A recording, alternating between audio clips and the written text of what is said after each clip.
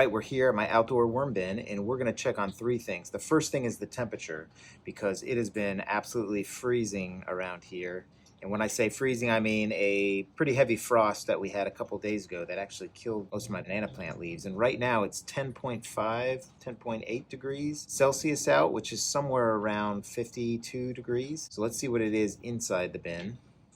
And while it's registering, we'll talk about the massive food popsicle that we gave to this bin and a lot of feeding. And hopefully that may have heated it up, especially on that cold night. So I'll be interested to see how the worms are doing in here. And right now it's 13.8 degrees Celsius, which is in the upper 50s Fahrenheit. So that's good. The worm bin is keeping a moderate temperature and not fluctuating so heavily with the outside temperature. And I apologize if you hear some rain out there.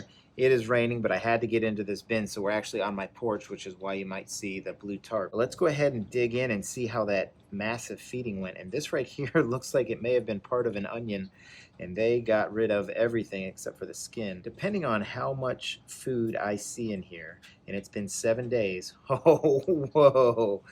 Oh, it feels like just a mass of worms. Oh, let's see what we pull out here. Whoa, look at that. Oh my gosh, they are doing a great job. They are going for that feeding. Oh man, look at all those worms. So the cold definitely didn't kill them. Now next week into the weekend, well I guess it's this week into the weekend, we're going to have temperatures down slightly below freezing. So I may put this into the garage. But look at that. That is great. They are certainly feeding on something here. Can't quite make it out, but they are enjoying it. I don't even know what to do with that because there's just so many worms. They have gotten to the feeding, and here's some of the bedding, which is good. Now, as I put my fingers in, I don't feel it any warmer than kind of the outside, so I don't think that if it did heat up after 7 days, the heat's gone back down. Sometimes when you put in a lot of food, then your bin can heat up just like a regular compost bin. But let me just kind of pull this over. Oh yeah, I love it. Look at that banana peel.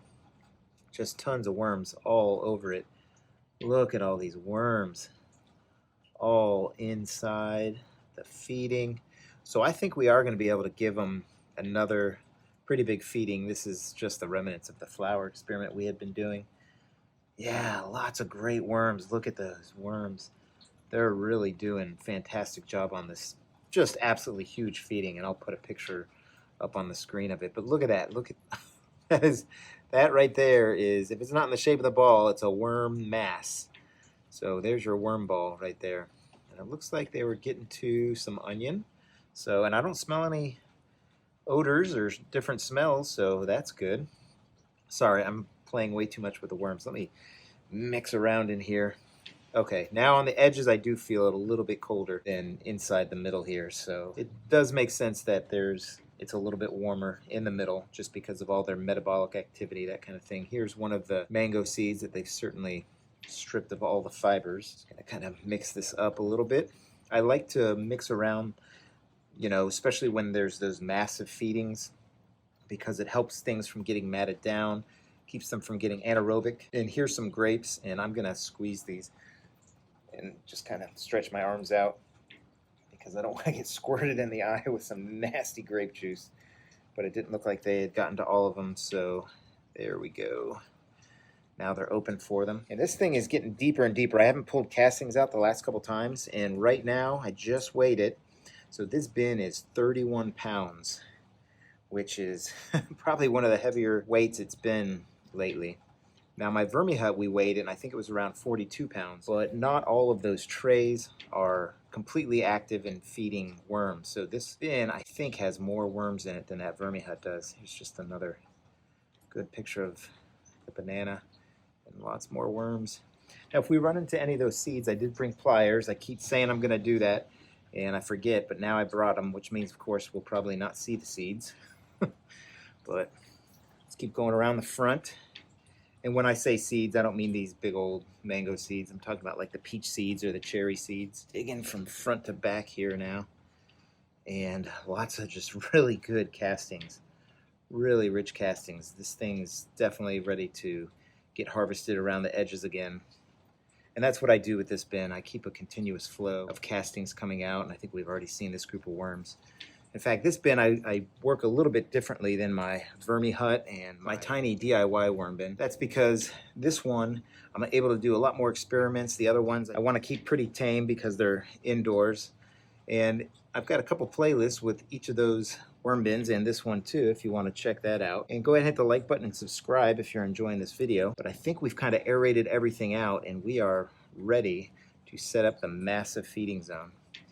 And I say massive, but as I'm putting it in, I may not put in as much as before because there's still a lot of that food.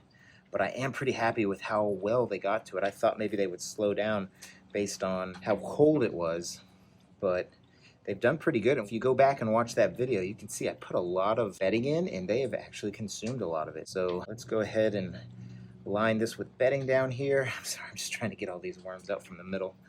We'll line this with bedding down here and we will start the feeding. All right, so let's line this with some shredded cardboard and bedding. Now, last time we added water to it, we're not gonna be able to do that here because I'm out on my porch. But this is what I had in mind for feeding. Looking at it, I don't think I'm gonna be able to put this much in. But I do wanna put some of this bread and some of these potato skins. And I think in here I've got lettuce. I've got some both slow foods and fast foods. Some of these apples are going to be more slower to eat food, so I call them slow foods. And this lettuce is fast food or fast to eat food. So let's go ahead and start putting some of this stuff in. All right, some of this bread, it's got some mold on it, and then we'll just add some of this fast and slow food here. And something else I'm going to do is I'm going to put this bag of raspberries that went bad with this full bag. I'm just going to kind of open the bag and kind of mush it up. And I'm going to put these inside the feeding zone and we'll see if they clean out that bag all by themselves. But here's kind of a block of frozen lettuce and apples and potato skins.